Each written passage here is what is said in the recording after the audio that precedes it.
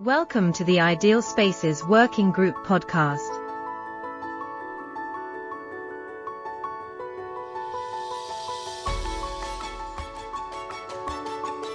Let's take the individual and society just a little bit, and communal a little bit further.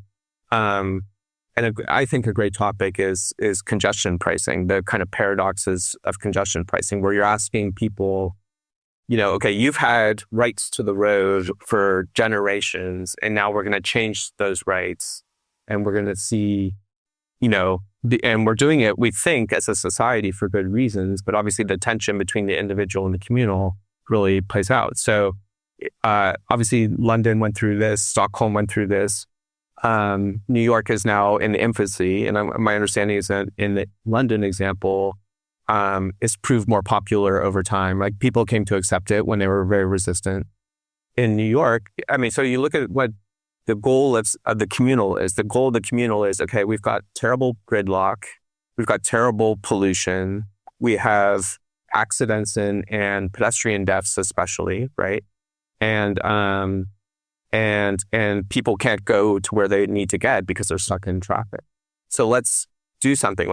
And public transportation is hurting because there's not enough public funding to adequately keep public transportation working, especially post-pandemic when the ridership went way down, of course, and hasn't necessarily gotten back. And when ridership is important for the financing. So the goal here is, okay, let's set up a system where if you drive into the heart of the city, you have to pay for the privilege, which you never had to do before. And all the money generated from that is now going to go towards capital expenses for public transportation. And obviously it's trying to set up a virtuous cycle where fewer people are driving because they don't want to pay $10 every time they drive into the city center. They're going to then choose to maybe get on public transit instead. So the people that are driving are putting their money is going to improve public transit. As public transit improves, more people will choose it anyway, just naturally, because it's available, it's cheaper, it's faster, and it's clean and safe. So you sort of this virtual cycle. Pollution will go down, and the air will be cleaner. Plumbers, let's say, can do 4 jobs a day because they can drive and park right in front of the building instead of being stuck in traffic, and they can only do 1 job a day or 2 jobs a day. They would gladly pay $10 because now their profit is going to be it's a good investment for increasing their profit. So there are all these virtues that seem apparent, and yet it's like touching a third rail in society when you tell people, number one, we're not going to, you're going to have to, you no longer have this free privilege of going in. And New Jersey, the state of New Jersey sued New York City to stop this because they said this is inadvertently, now New Jerseyans are going to be paying for New York. It's like a tax on New Jerseyans that they never had to pay before. And federal government's attacking, and local, and then even like business owners were like, well, we're going to lose business because people can't drive and park right in front of our, so it creates this very interesting tension between, society thinking that this is a good communal activity, but then it's, individual rights feel like they're being undermined. Sorry, Yes.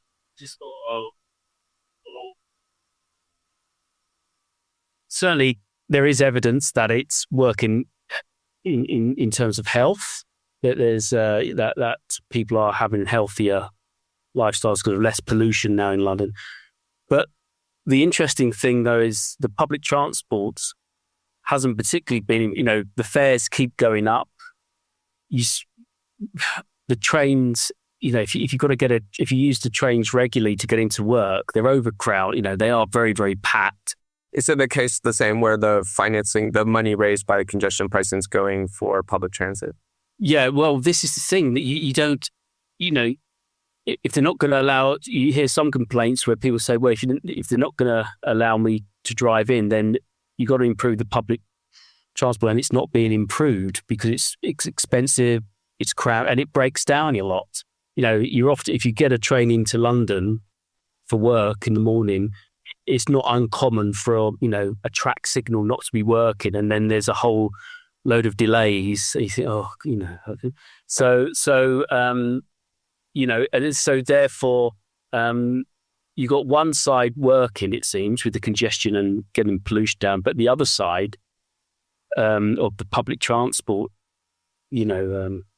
area, it has not greatly improved. You get more modern railways, more modern trains, certainly, but like I say, they're expensive and are prone to sort of break down fairly regularly. I mean, you use them as well, don't you? You use that yet? So it's a strange one in London. I mean, if it's strange in London, you can imagine Rome. Because in London, you have 15 lines of subway. I think, there's a few new ones introduced. Okay, whatever, in any case, you have almost a capillary way of serving the city. And I always say, I would ask to pay a tax even higher than the one you pay to be in the city of London with your car in Rome, and I would be happy to oblige to pay some insane tax to use your car in the center of Italy, of the center of Rome. But first of all, I need to have the right system of public transportation. Yeah. And I would make all the bike line possible if I have the right condition to do it. But having a Ferrari without having the keys to turn it on, it's ridiculous. And now there are immense investment in Italy because of the funds that arrive from the European community for the resilience and restart of economy. It's called the plan, always a positive name, which in reality is hiding the immense rise up of the debts of Italy because those money have to be returned. So I understand if I spend this money for a good reason, and I'm completely disappointed when this money are spent only because they're available and someone can make what we call in Italian magna magna, where they take the money and they spend a lot of money for nothing. So, for instance, recently I've been cut off, I don't know how many thousand trees in Rome to make some transformation of the city, to create more bike paths, many of which are completely possible to be used. And some has been dismantled after being built, so wasting money. For instance, they put 2 lanes on 2 different sides of a tunnel under the Vatican, Porta Cavalleggeri, and they realized that the level of pollution was rising up horribly because narrowing that path where a lot of buses, because of the Vatican, are passing, it was insane also because no one is so stupid to go with a bike under a tunnel breathing the pollution of buses, for instance. And many other things like this, which were completely illogical also because the pavements in Rome are so bad. Because I always says, the movie, The Great Beauty was filming up. I would film down to make the great ugliness because we have the worst kind of pavement made of asphalt, both of sidewalk, streets, and there are a lot of holes on the streets. So using the bike or the motorbike or the cars on these streets, it doesn't work. With no public transportation working, there is always some traffic congestion, and it's extremely dangerous for bikers because at the end you have some bike path that start from that wall, so you have to consider that wall like the one of Harry Potter, where you can get in, and ends up on that wall. So nothing. So something, the bike is arriving from the planet Mars, land there, drive for a kilometer and disappear. This is ridiculous. It is necessary to have some complete vision of the let's say the biking path, but about the entire system of mobility, the entire system of circulation, solving the problem step by step in order to bring the Roman to say, okay, let's do it. There are movements of people that are also manipulated because, for instance, I'm a member of Italia Nostra, which is an important institution that is taking care about a monument, about heritage, about landscape, about all these things. And I have to admit that sometimes there are people with the blinkers like horses that are fighting things without knowing exactly what they are fighting. And at the end, saying no for everything brings exactly to the implementation of exactly what you would like to avoid. It's always better to say ni instead of no. Ni is half yes and half no. Because at the end, it's necessary to find the right compromise that is satisfying everybody. So saying no to the subway because of the archaeological sites, on one hand is reasonable. On the other hand, is not that much, because now there are systems of underground that are much lower than the archaeological level. And then there is the problem of drilling, obviously, to have the entrance and the exits. And there are tools that are available. I don't know how many of you are familiar with the system developed by the NASA that allow to scan the planet up to 50 meters below the ground. So if I use these devices, instead of making the holes where I know that there is something, I can decide where I can do it. So it's not a rocket science, but it's probably not making the interest of someone specifically. And so there is the problem of making the subway. Okay, let's do the tram lines. And I had a discussion with a person who said, no, you can't do the tram line, because to have the electric line, you have to drill that building, which is a listed building, to have the. So what's the hell? We used to have a fantastic system of tram line in Rome. So if we recreate these things, if we simply restart from what we used to do, we can solve the problem, which is something that is satisfying the needs of the entire community and the needs also of the other people, because there is also the problem of disabled on wheelchairs that has to be solved. And with the streets, with the pavement we have, that is completely ignored. And there is a law that is made in 1985 that is obliging to demolish any barrier for disabled. But we still have all these things. But because at this point, it's horrible to use this word, but it is called, even if it's not existing, it's called the lobby of cyclists. Cyclists, sometimes they believe to stay alone on this planet. Sometimes they are much dangerous than cars, because they run believing that they are alone, and they are crossing a sidewalk where are ladies with the strolls, or an elder on wheelchair. And that's another problem. But then what is experiencing now Rome, as all the historical cities, is this gentrification not made with the humans, with the, let's say, richer versus poor, but is the gentrification for touristic reasons. And the easiest way to do that is to make the life impossible.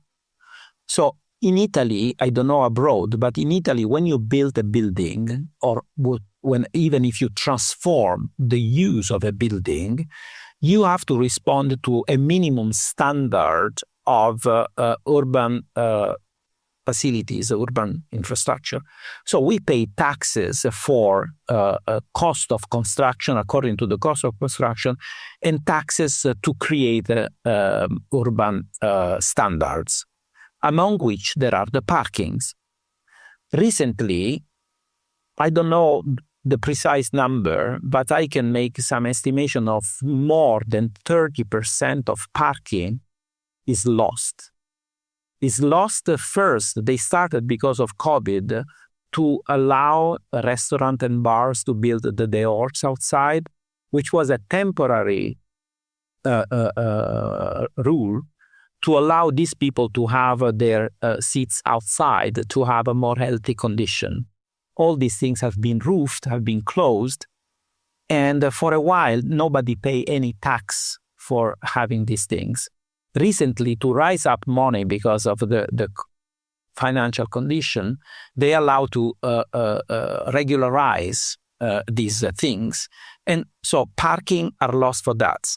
Then it was this idea of the green revolution to make the building more efficient. which was obviously not to make the building more efficient and to do something sustainable, because if you want to do that, you have to build with the durable material that are reducing the consumption of energy instead of put on a building industrial toxic materials which are lasting in 15 years, whose life cycle is not responding to the minimum standard for being considered sustainable.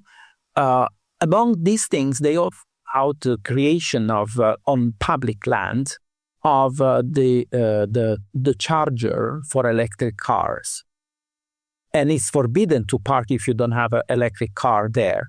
So people were step by step obliged first to buy a new car or rent a car which has the possibility to be used and park in there. But a lot of people had no longer any place to park, even if taxes were paid long time ago to have the minimum standard.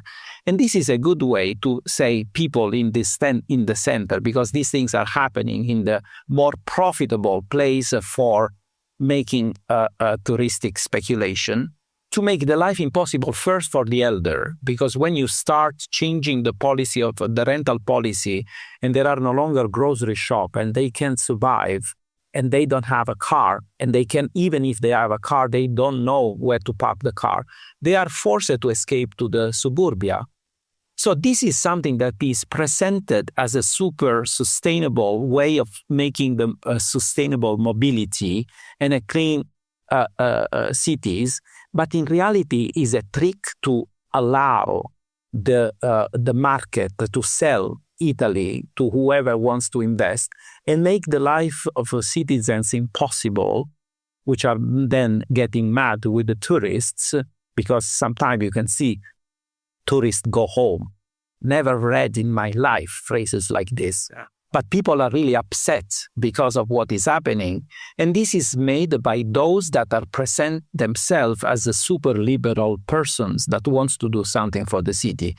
And this is not the interest of the community, but is the interest of this very little oligarchy that is deciding for everybody, damaging the community and the individuals, because nobody is taking any advantage of this way of making policy. So sometime when someone is indicating the moon, we don't have to see the finger, but we have to see the moon.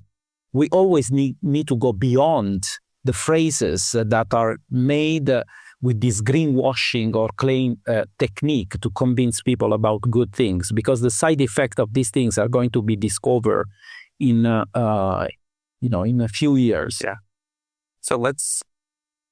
So we've explored a bit the tension really between individual, like daily life, like just trying to do you need to do in daily life, and, what seems to be possibly true communal things. And then obviously also the things that are happening that are not truly communal, but being just top-down kind of decisions that are driven by other motivations.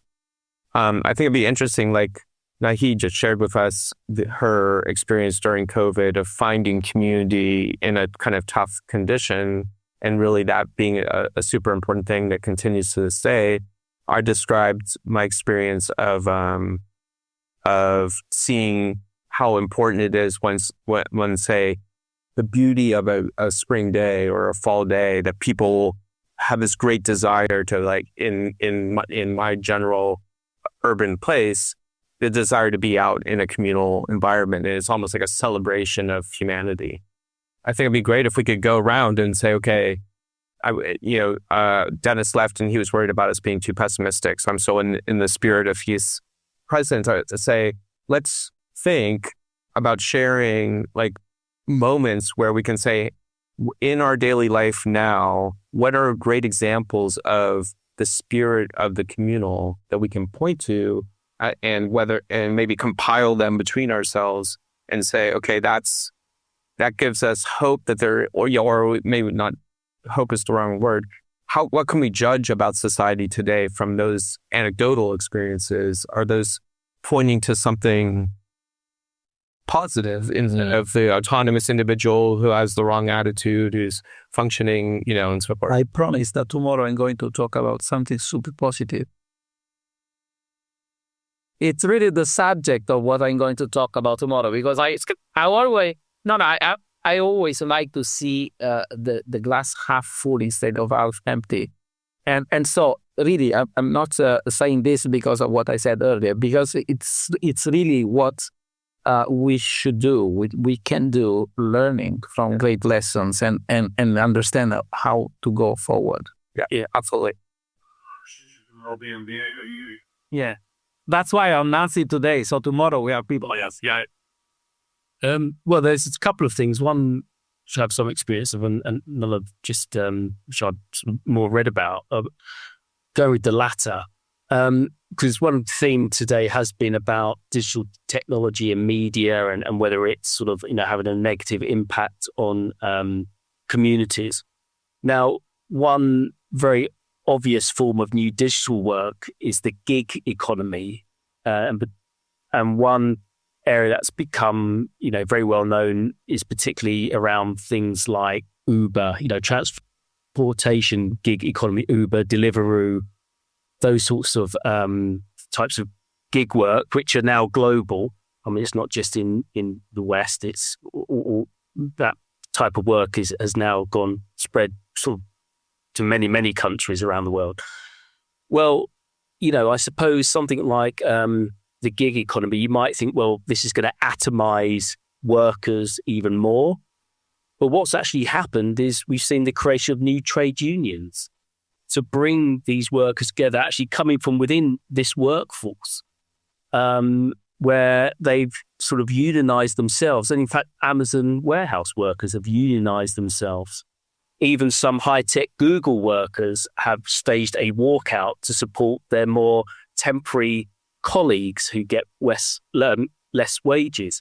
So I think that's quite positive, because we often think maybe these are atomistic workers who are separated from one another, but actually new types of communities have developed. They've won greater rights in the workplace. I know in the UK, a new union was developed to represent Uber workers, and they got recognition for being real employers. So therefore, that's one form of maybe community that's come out of digital media. And then I think closer to home in the UK, for all of this sort of talk about, we've seen the rise of the far right, there's other much more progressive social movements which are really mobilizing people in the UK at the moment who do believe in social justice. And quite a few thousand people have suddenly joined these parties from nowhere. They haven't been in existence for that long. And so, that seems, a fairly positive development. And maybe it's the same in America with the latest marches against Trump, where people are, coming together despite, what they see as sort of more right-wing forces being dominant. Yeah, there might be a lethargy in society, which I think we're all talking about a bit. And then there are things that provoke us out of that lethargy and then take it to public spaces. So yes. All right. You ask? Oh, no. You mentioned Amazon, Uber, Deliveroo, which honestly, now talking about the Italian experience, people are really mad with them because they don't pay taxes in Italy because it's not belonging to Italy.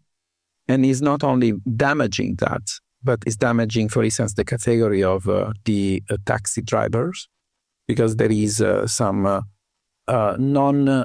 really unfair competition.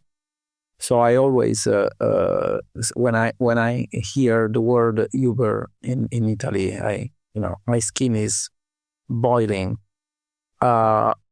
Amazon, the shopping malls kill the retail, and Amazon is killing the shopping malls. And people are getting obese because they believe that they are smart because they buy from their sofa the Anthropolectus I mentioned earlier. So I think the future is to bring back the shops where they must be, which is part of that Marshall Plan I was mentioning today, and I'm going to talk better tomorrow. To have a widespread shopping malls, also because these things are destroying the local economies. First, because they don't pay taxes in the different countries, but secondly, because the way they manage the competition is so impossible to be balanced that at the end, the shop at on the corner has to ask costs which are impossible to be compared to those others. So obviously, as an individual, I can save money. I will buy with Amazon.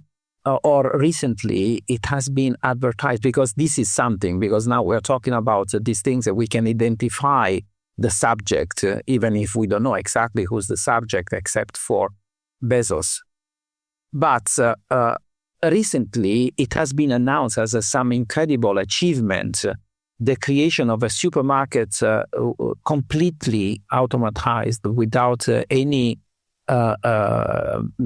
cashier. Right. Which is horrible, because I'm thinking at the old lady that goes to the supermarket, and probably that is the only person she can talk for 5 seconds. Yeah, definitely. This is horrible. We don't care about all the categories. We design cities where you must be addicted on car, which are cities that can work in a society that has no roots, like the places where this was created, and they don't care changing places, but transforming cities where people are born and grew up and became elder in a cities where if they don't have a car, they don't have a future, means that we want to take the elder and park in a place for retirement, because without a car, and without maybe if they don't have children, if there's not anybody that can take care about them, nobody can take care about them. So the district made with the Billini, the Villettopoli we call in Italy, the polis of Villette, is something that works with the young people in a good health. But if someone starts having problem of walking, disability, or is getting elder, there is no longer any space for them. These are people that are disturbing. Yeah. And this is a very unjust society that cannot be taken in consideration. Mm-hmm. In fact, I think it's an important general aspect when we are speaking about the public places. We have to consider these different generations. Very, very simple. They have different demands and they have to be included. Otherwise, as you outlined it, we have some like advertisement, optimized image of the human, of middle-aged, agile, more or less wealthy people. No? And the city is not only for them. No. We had the same discussion in the UK about the so-called death of the high street, right? Where shops are going into decline because they're not being used, and there's thinking now about how do you still ensure people come in, and it's to make shopping an event, not just a spectacle, but there's activities for families to do, there's fun areas, there's other things the local authorities will put on to get people. But I do have a feeling that just as when digital technology really took off, digital culture and social media, we often heard about the death of analog technology. Now, a lot of that, certainly in the UK, has come back into fashion. More people are now buying old vinyl records, cassette tapes have shot up using those. Yeah, DVDs.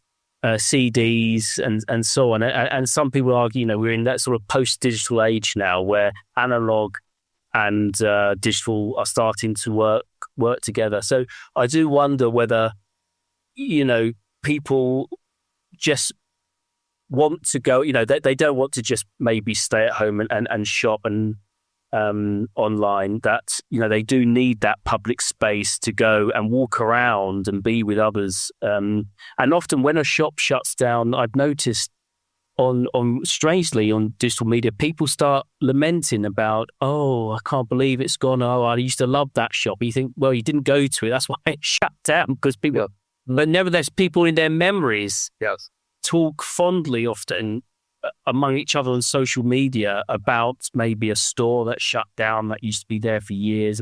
But I do wonder whether, just as vinyl went out of fashion, now has shot up again and is back in the stores, whether the same will happen, maybe almost not naturally, but something, they will start going back to the high street, and, because people need that. You're not going to get it by shopping online. So what do they need and what are they getting? They're, that I think is hopeful, right? That if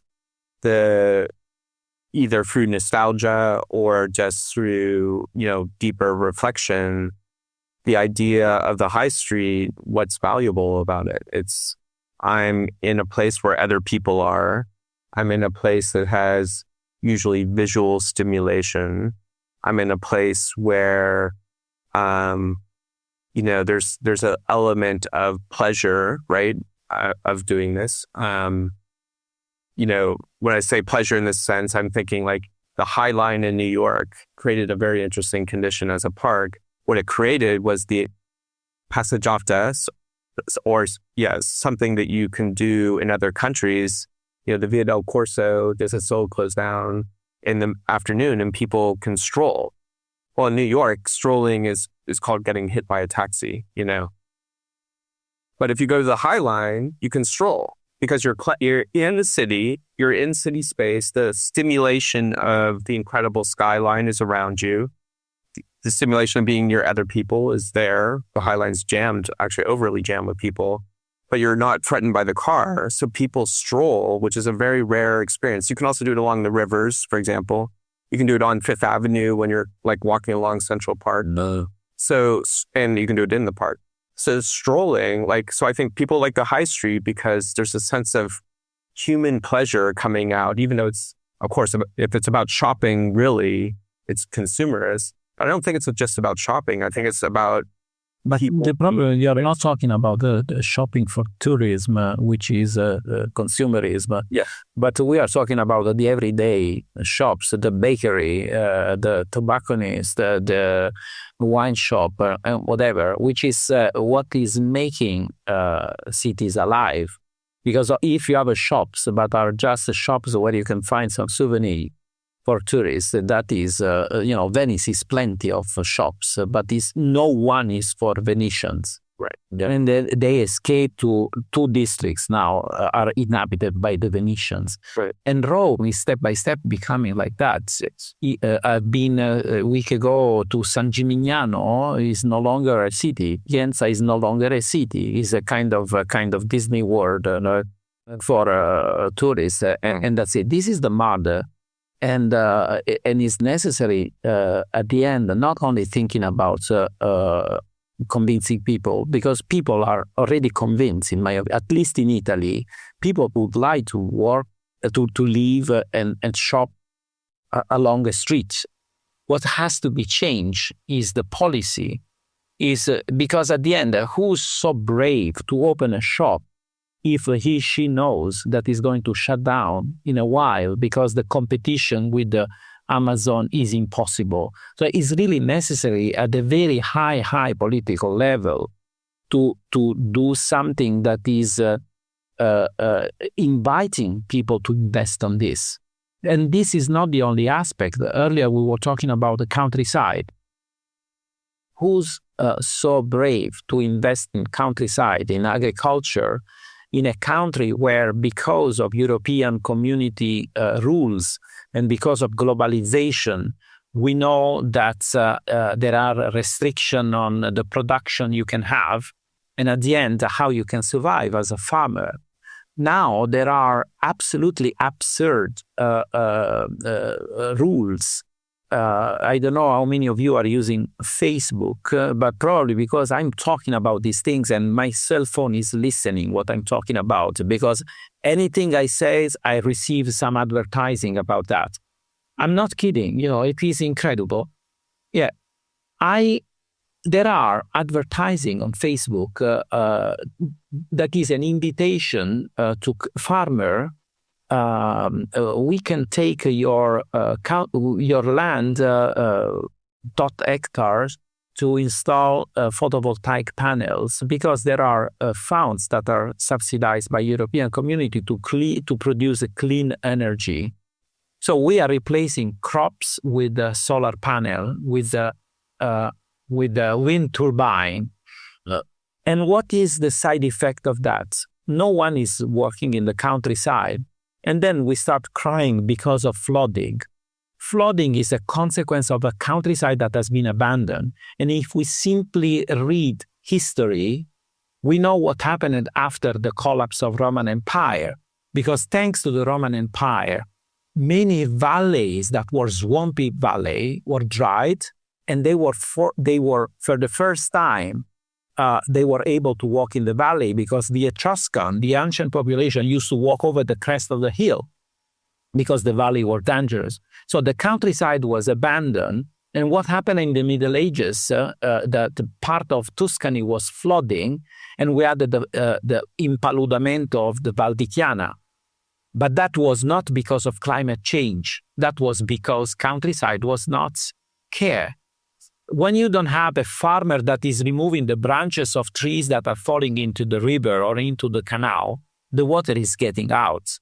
When you don't have trees that are the roots, it's keeping the ground, you have landslides.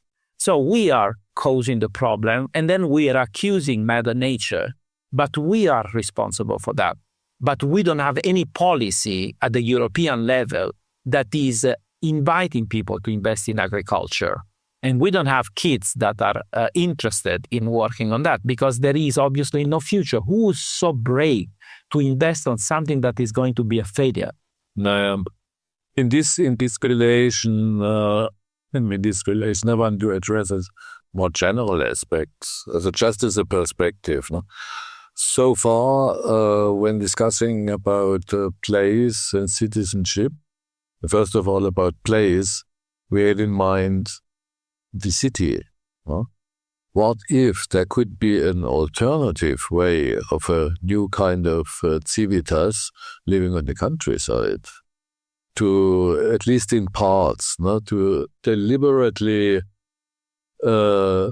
neglect the city as a positive space to live in for human unfolding, but to say, okay, a part of our population, a part of willing individuals becoming new citizens, will go to the countryside in agricultural project. This is no new idea in history, but today, in an age of increasing urban agglomeration, and having in mind all these problems we have associated with these agglomerations, why not thinking about that?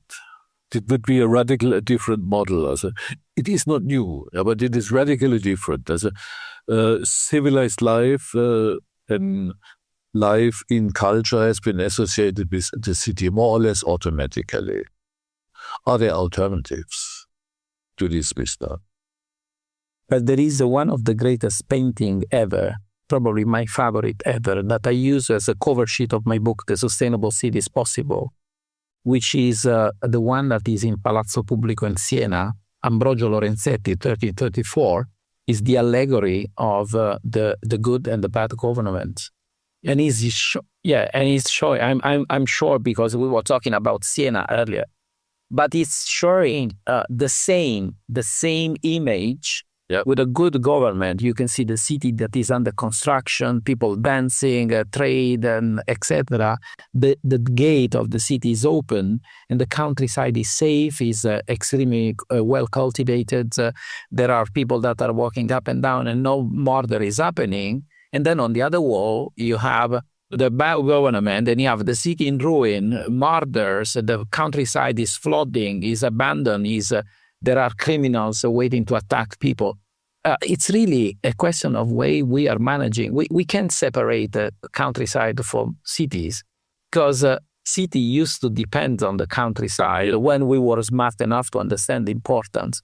Now we forget, because sometimes we're living in a kind of virtual life, more and more virtual, and we don't understand that chicken is not growing in a box in the supermarket. Yeah, this is one aspect, and the other, it's an important aspect, also this mutual dependency. And the more general aspect I wanted to address is a radical new vista on the very topic of civitas, citizenship. This old new alternative. Okay, is it possible to go in the countryside in small communities? This is no solution one for all, clear, but it could be an alternative vista. Let's leave this predominant perspective that civilization and culture has as its main place at the city. Why not thinking about new models in the direction of the countryside? I mean, deliberately. And there are great traditions of, countryside lifestyle. I mean, there's the traditional family farm, which is almost like a compound in its own right. There's the hamlet, there's the village. And I definitely think when I talk about urbanism, I wouldn't be surprised if it's the same for you. I think that's all inclusive, meaning that a village of 10 houses is, when I say the word urban and I think about all the benefits of living in community, I think from the scale of the hamlet and the village all the way up to the 10 million person city, I think there's a value definitely across those elements. A colleague of mine joined. Welcome, Ben. It's great to have you with us. No, bless you. So so I agree. I think there's, we're not, this is not an urbanization project in the sense that at least from my point of view, that can only exist in that context. Mm-hmm. So we have about a half an hour left. And one thing I thought that we should tackle, even though this is a tough topic, tribalism. We hear that word a lot. If we're talking about social media, we're talking about democracy, we're talking about community, individual versus the communal. We're now using this word tribalism to describe how forces seem to push people into groups that then are maybe self-reinforcing, fragmentation of society, and challenging perhaps democratic norms or habits that are looking at both personal responsibility as well as responsibility to your neighbor. Definitely challenging tribalism seems to be challenging, like the idea that the stranger that you run into is part of when you think of communal, they're part of that your communal existence. They're a stranger on your street or whatever. Just because they're unknown to you, doesn't mean they're not part of your community. So how, is tribalism a serious threat to democratic processes? And, how should we be thinking about that when we think about how place and meaning and citizenship and identity, how this is going to play out? I just wanted to ask the question, is tribalism a consequence of the kind of divide and rule tactic or approach that's used by, you could call them like the ruling elite or the capitalist class? It's very effective, encourage people to other groups, which we see in abundance, and it seems to be working. Tribal groups ethics, this is also a marketing instrument to sale, the special clothing, the special attributes they wear, the hairstyle and such things. And so it could also be that divulgates communities. Yeah, no, I mean, I think, one thing I'll just add to what's already been said is that liberal democracies are founded on a sort of a schism. Okay, so if you look at the founders of liberal theory, they will always argue, everybody is born free and freedoms, etc. And there's always a but moment normally. But, if you look at those societies over there in that country, they're very uncivilized, actually. They probably shouldn't have freedom. And the classic example, I think, which I've sort of written about in some pieces papers and whatever. One of the founders of a liberal theory of free speech is John Stuart Mill. In his book on liberty, he maps out what he calls the liberty of thought and discussion, and it's often seen as one of the founding statements of a liberal theory of free speech. And of course, he says he defends, and it's sort of sometimes seen as the founding statement of an absolutist sort of theory that you shouldn't regulate free speech. If you don't like what somebody says, let them say it, including hate speech, and you can then tackle that in this marketplace of ideas. So, that sort of statement goes over to America, of course, becomes part of the sort of constitution, if you like. Now, what's interesting is when you actually read what Mill says, yes, he does map out, there's 4 elements to his liberty of thought and discussion. So I can never, I've written about, I can never quite remember what they are off the cuff. But it's, you've got to have opinions collide with one another, and then he maps out other types of this sort of ideal approach to free speech. Now, his but moment, though, he then says, but only those who can entertain and articulate higher pleasures should therefore be seen as being capable of engaging in free speech. You think, higher pleasures. And then it's, for him, higher pleasures are those people who have enough education to pursue their individual character. Okay? Mm. And you think, that's educated? Okay, that's obviously, of his time, it's going to be probably the elites. And then he's even more explicit where elsewhere on Liberty, but also in other works, he then says those with lower pleasures, and he does say who pursue a herd mentality, are those who aren't as educated. You think, who are they? And then he starts talking about people who become excited in a negative way through listening to trade unions. Okay, we get it now. So lower pleasures are people who aren't educated, and that's his but moment, right? And so I think he's everybody should have free speech, but those who aren't educated, not sure about those. And then he also is, he says that at the time, we had the British Empire when he was writing, and he says, those in the colonies are uncivilized. Those sort of natives, they maybe not, they're not ready for free speech. So liberal thinkers often have that schizoid element.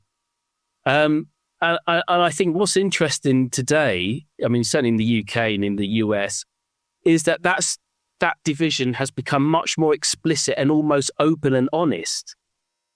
So, you have somebody like Trump saying, those people who are his political persuasion, they're the real free speech warriors. It's these liberal lefty types who are, trying to censor people. And we have similar debates in the UK. Right. And you think, that's always been part of liberal democracy, where we've got freedom of speech, but there's always some people who don't deserve it because they're either uneducated or we don't like their ideas. And I think we live in a moment whereas liberal democracies often bury that schism, even though it does operate in various ways, I think we live in a moment where it's just come out into the open now, this schism, where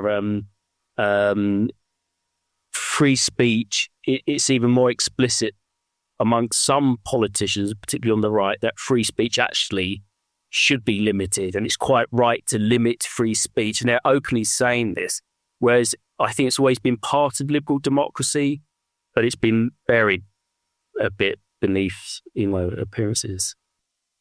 I think, we're under this illusion in modern day democracy of equality. And there really is not such a thing as equality. That never has been and there never will be.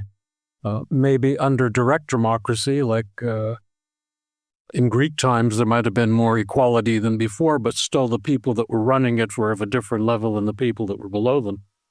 So I really think that when you don't have an equality, you always have the upper levels, whether it's financial, political, economic, whatever they are, intellectual, that will always have in their minds that they're of a better level than the people below them because they have attained that level or they're part of that level. So I don't think tribalism is anything new. I think it's an ongoing thing that's always existed, and it might be a part of the problem of the human condition from over 2,000 years ago, where this was all this was something that was never talked about, but it was developed and it became part of it. And then it got hidden, as it was stated before, under this illusion that it doesn't exist and everybody's equal, but nobody's really equal. I mean, we have to really be honest to ourselves and say everybody has different talents, everybody has different powers, everybody has different. I mean, in the United States, for instance, you do have an upper, lower, and middle class financially, absolutely. You have a middle class that's on the verge of being absolutely destroyed. And so you're going to have this separation that's only going to even be more, right? Because it's a consumer monetary level of tribalism. It's got nothing else to do with anything else. But I really think tribalism goes back 2,000 to 3,000 years ago. Yep. I would look in a differentiated manner between social stratification. Well, I completely agree. And tribalism is a phenomenon in itself. It's an extra phenomenon that a group is, whichever group, is reducing itself from a larger societal context and gets an own identity developed in ways that it becomes an exclusive, like a tribe. And the notion of tribalism is something primitive and archaic. A tribe is an archaic thing.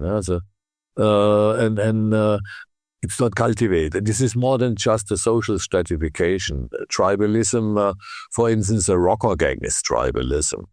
This is a tribe. And hooligans they are tribes. And this is tribalism, in my understanding. And when this interacts with the pronounced, how to put it in English, with the pronounced evolution of a social stratification going on in our recent times in the direction of wiping out in financial economic terms, a middle class. And if you combine this with this tribalism in its narrow meaning, also this archaic, these are archaic anti-movements. Also even a rocker gang, when I was young, I knew people from rocker gangs, and there are tribes, and they are proud to be tribes, and they do not want to be civilized and cultivated. They have their own culture, of course, and they want to be separate. Also in their own words, like some like some Kiowa Indian tribe. We are no part of this welfare society. We are extra. And this is tribalism. And the danger is, of course, that there can be evolve a sense for community inside these tribes. Yes. This is a precondition that the tribe keeps viable. But this is no tribe. Also, this is no community grouping. We, as a the supposed normals, the supposed others, have anything to do with. We cannot even argue with them because they do not want to argue with us. The problem is also to decide who's deciding the word tribe, because this is a negative word. That's a negative connotation. And is a negative word, as we have a positive word to obtain something which is exactly the opposite we're looking for. Many times the elite, the well-educated, whatever word we want to use, the wealthy generally, are using negative words to define those that are against their ideal or their agenda. And so you can have tribes, if we want to use this word, which could be a consequence of a wrong policy, which is something that if we simply read one more time, I want to repeat the importance of urban sociology as a discipline that is studying the side effects of our job. And what I said earlier that shocked me when I was at that CN conference in Seattle, when they were proud to talk about the way of designing a district for the Latino community, for the Black community, etc., which to me is the worst way to be inclusive and considering the minorities or the diverse part of our society. So we showed them that we are kind because we are doing that. But in reality, it's because, as we say in Italian, far from the eyes, far from the art, and we don't care. But this is something that has been well demonstrated sociologically and anthropologically as a serious problem, because the more you ghettoize the people, the more you crystallize the problems, and the more people feel invisible and forgotten, the more they can react badly. Look at what happened in France, where I remember when I was a student of architecture in Rome, I remember my professor that were talking about what it was happening in France, in the France of la grandeur of Mitterrand, who imported low-cost labor from the former French colonies to build the grandeur building with the dream of becoming Parisian. And instead of bringing these people and integrate these people in Paris, they were parked in the so-called Ville Nouvelle. It was a rather positive word. Today, we call the Ville Nouvelle, we call banlieue, because they were horrible places. And I remember that I was still a student, and I just, on those days, made the exam outside of the School of Architecture. I decided to follow the course of urban sociology. That's why I'm so in love with urban sociology.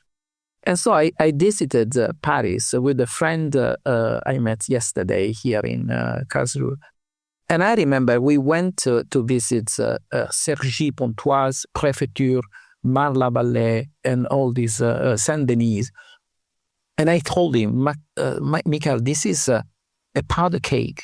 This is going to blast soon. And I was not some scholar of the matter. I was not Nostradamus. I was not Cassandra. But in 2005, that happened. It exploded. Because the first generation accepted to be parked there. The second generation was so-so. The third generation put the city on fire. And this is a consequence of these people that are forgotten. So in this case, when you destroy as a reaction the symbol of the kind of people that are obliging you to live that, we can use maybe the word tribes, because this is something that is really uncivil way of doing. But then there are other systems of creating a kind of tribe, because at the end is use the word, which is the way people from many different places, thanks in this case, this is one of the positive effects of the web. At certain point, we have an incredible number of, especially youths, that are now unified behind the umbrella of groups like architectural uprising, united against the ugliness, architerror, and all these things, because they are rebelling on the kind of cities, the kind of urbanism we have. Tomorrow I'm going to talk about something which was condemned horribly at the beginning when started, which could be considered the proto-version of this movement of people that are coming together, coming from many different kind of social life, different education, different places, different religion, different color of the skin, and act as one to understand how to change the living condition of the place where they were living. So, again, it's a question of understanding why people are working together. Is something that is spontaneous as a reaction that could be quiet or violent, or is a consequence of being parked and forgotten because we don't want to have them among ours, even if we claim to be very inclusive and respectful. Yeah, good. In any case, the common positive point in the direction of generation of community is there is an intentional community, as to use this term. They unite by intention. They want something. They have an aim. Yeah. They have an ethos. They have an ethos. No? Yeah, so we're looking at these issues of identity, community, citizenship, place, belonging, and I guess the word tribalism, which is generally used pejoratively, seems to apply to people, as we're describing, who feel, coalescing around an idea or a concept, coalescing around a something pejorative, such as like, I'm against those people. So everyone who agrees with me of being against those people, they're going to join with me and we'll be a tribe. But what is tribalism providing? Is providing probably a sense of belonging, providing a sense of community, and space or place, even if it might be virtually. And so in essence, like the goal of, or the thinking about tomorrow's conversation, where we take this to the tangibility of the city, of settlement, of neighborhood. We might think when we talk about community, when we talk about identity and all these things, we think they're almost inherent positive traits. But, tribalism in a way is saying, well, those are all that could be described as all those same things, but we're saying there's something inherently negative about it. So I think that's, and when we talk about the fragmentation of culture into individuals, but it can also be fragmentation of culture into groups. That's usually when we use tribalism, is to describe that fragmentation of the people who don't want to have really any relationship, that are not really open to debate between themselves. And they're almost, it's like an us or them kind of situation. But, certainly there's that definition, an earlier one that goes back quite a few years now, going back to the 80s, in sociology, was to look at groups known as subcultures, right, which often used to emerge, for example, around new musical forms, fashion, for example, be punk, rock, or the new romantics and things like that. And they were often identified as tribes, but maybe in a more positive way. But the other side of that was the labeling of them by the media and some politicians as moral deviants. And so you have a moral panic around these sorts of subcultures, if you like. But those subcultures, those tribes, many of them would never see themselves as being against others as such, that they were just brought together, they would say, in much more positive ways. Right. Well, they shared values and fashion, music. Yeah. They were very creative, in fact. Right. And like I say, but the other side was that they were deemed to be moral panics by other groups. Yeah, Nahid, please go ahead. I just wanted to share a little bit my thoughts based on what I learned what you mean by tribalism or tribes. I think, again, not being too pessimistic here, but I think if we look at the origin of the word tribe, tribes originated because people, based on my beliefs and my understanding, naturally as human beings, we are afraid of unknown. So people gathered together, they built a tribe because they knew each other, they knew their practices, they knew their lifestyles and beliefs, and they built a community, and then they separated themselves from other people they didn't know, hence the other tribes. And we became civilized, and we built cities and countries and society, and we moved away from this concept of tribes. In certain countries, we still have tribes in the traditional sense, and maybe not Western countries, but more in the Eastern countries. But I think that moving again in a modern way into the concept of tribes and tribalism, from my perspective, again, is moving into the human nature of being afraid of unknown. So it's a group of people who don't know what does certain things mean. What do people do? What they do? I am afraid. I don't want to go into their realms. I build a bubble and I invite people into my bubble. And then I build a tribe. I build a community of people who are as afraid as I am of unknown, and I stick to it. And then the more of these tribes that we have, the more difficult it becomes for these people to actually unite and build a society that works for everybody. And then the easier it becomes to rule over these tribes, because they are not united together. They're divided in their opinion, their beliefs, and the way they move forward and the way they build a society. So I think this concept kind of brings a positive sense to, or brings something negative toward democracy, because it is more difficult. It is easier to rule over them because they don't want to unite or they cannot unite, and it is easier to tear people apart from each other and to control them as much as possible, which is easier for the people in power to do. Right. Very well said. Agreed. Ben, I don't want to put you on the spot, but it'd be great to hear your voice. We're about to wrap up for the day. Yes, it's good to join, but I've joined late, so I feel I would risk something for contributing.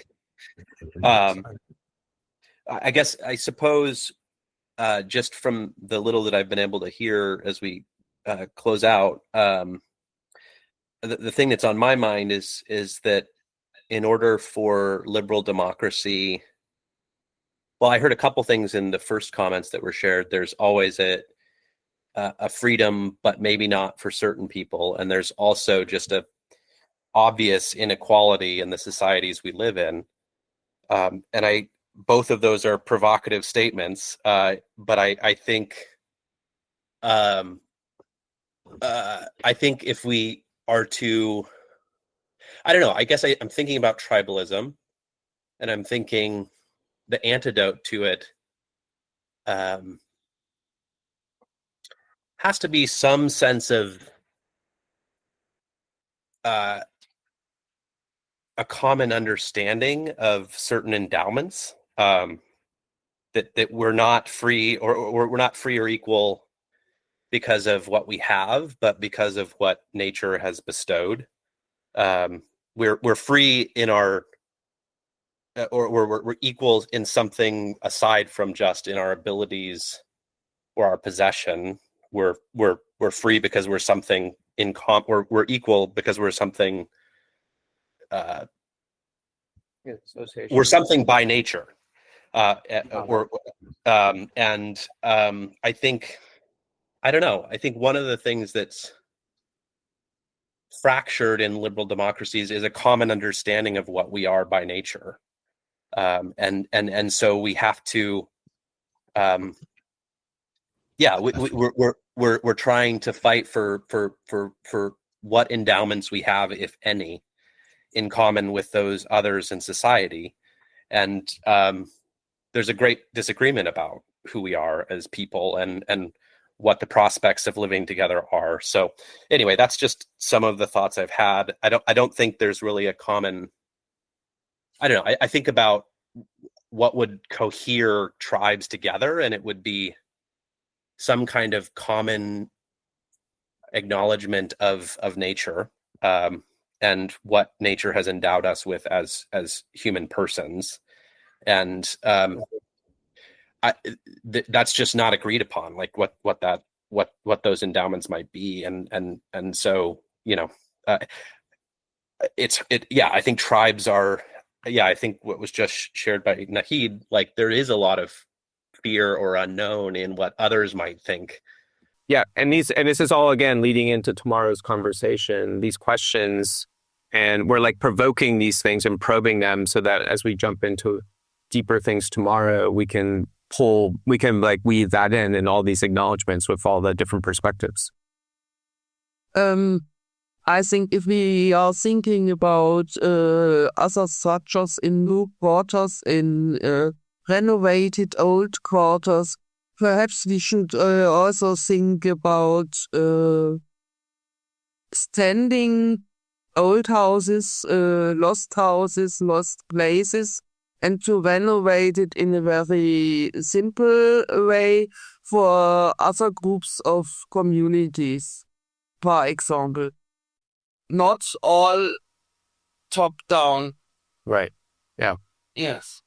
Obviously, it's necessary to make a distinction between or among buildings that deserve to be maintained and buildings that are absurd to be maintained because of the cost of maintenance, the constant costs of maintenance, or especially due to the suburban conditions. Because another problem we have today is the idea of talking about buildings of class A, which probably are in urban of class Z.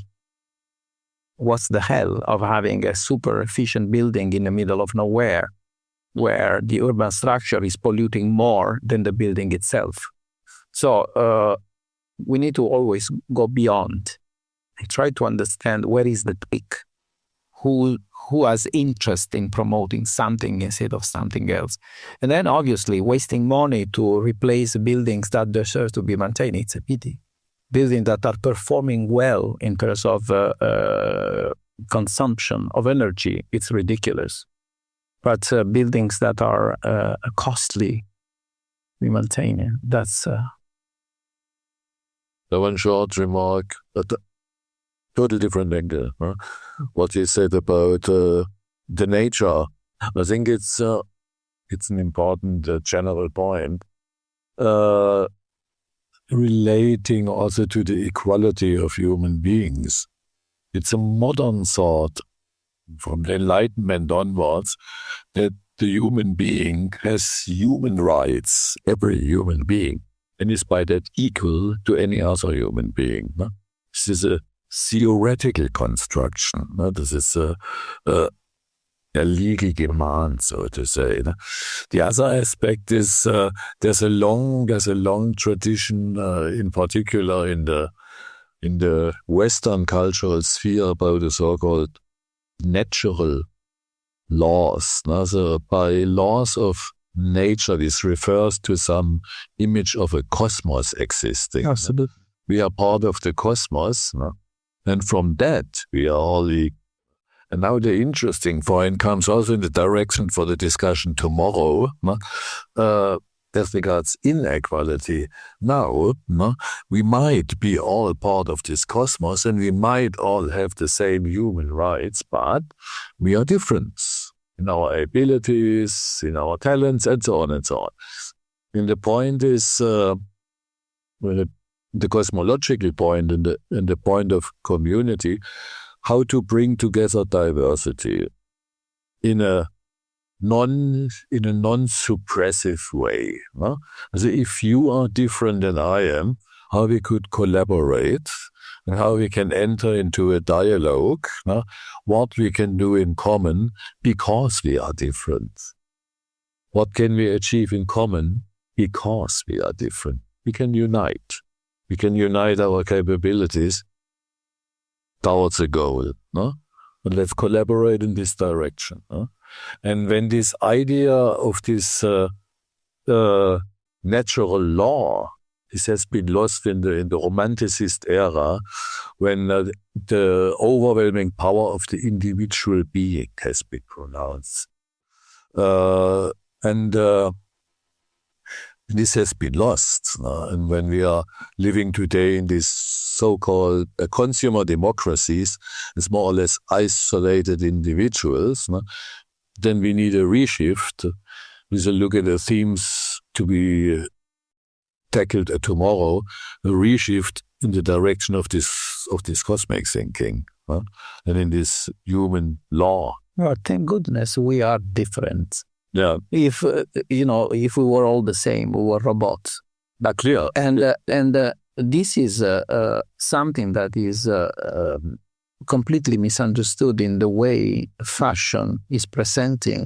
Yeah. For instance, female figures provoking anorexia, or a kind of status symbol that everybody has to have it. Mm-hmm. This is really the negation of the individualism. Sure. And it's ridiculous that people are proud not to be individuals because they want to dress, make the haircut, make the makeup, and using the same shoes like everybody. This is a disaster. It's a social disaster that has nothing to do with the human being. Exactly. And we have to be proud that there are differences instead of pushing for some model that is equal. We need to have a unity without uniformity. Ben, the floor is sure. Yep. I would add to what's just been said that difference is what makes a city work. It's what makes a city vibrant. It's what Jane Jacob talks about, that there are various multitudes of people going about their individual choices and their individual needs. And that's what, that's the energy that makes a city thrive. It's not that everyone has common interests and goes through their day making their bread and families in the same way. It's that everyone's doing it all in their own way. And so I would just pick up on that comment that was made about, finding a way for difference to thrive in this cosmological view of the city as, we're all equal on some level, but the ways in which we're different is what generates a vital city. And we're not, there's so much that's wrong with our cities that have broken down. We're not even able to contribute our differences in ways that make our cities better because we've individuated our cities into, all of the lawyers go to this section of the city. All of the white construction trucks go to this section of the city. All of the home care nannies go to this section of the city. And it's, So I agree with what you said, that we have to find a way for difference, even if we are equal in some sense. Like the differences are critical to a city's function. I think we should wrap up, but I was going to just bring up Jane Jacobs as well, and I think maybe she's going to weave into tomorrow's conversation even more. So from Jane Jacobs, I always talk about strangers because she really contends with the life of the sidewalk, like her examination of life of the sidewalk in a city is, to me, among the most profound observations of urban life. And what she says, and I've written this in papers or so forth many times, and so I'm not going to get the quote exactly right.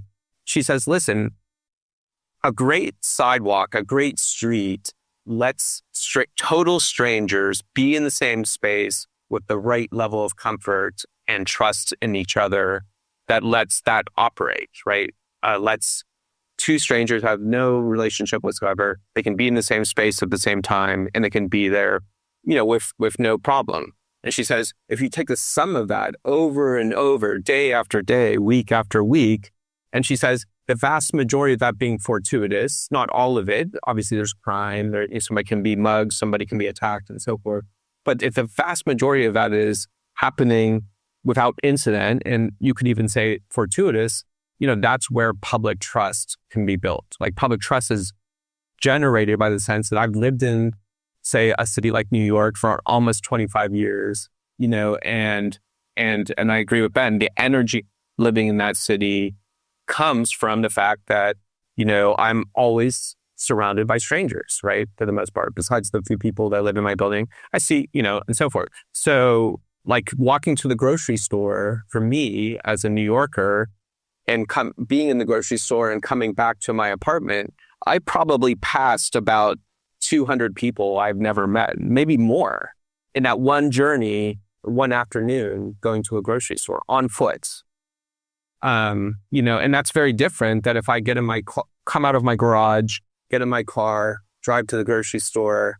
Obviously, in the grocery store, I'll pass other people, but I'll get back in my car. And by the time I'm in the parking lot, getting back in my car, I'm in that isolated world. And so obviously in those two different conditions, the relationship with strangers might be a little different. Like one, if I'm getting surrounded by strangers day after day after day, and, to me, that's actually stimulating because it's been fortuitous. It hasn't been problematic. I have a different maybe sense of strangers than other people who might feel more, guarded around strangers because of the daily life and how you've got experience. But she says something that is even more important in my opinion, because I always using this quotation of her, because she made this analysis in the moment when it was promoted that ridiculous idea of the New Jerusalem classless society, which was exactly the opposite.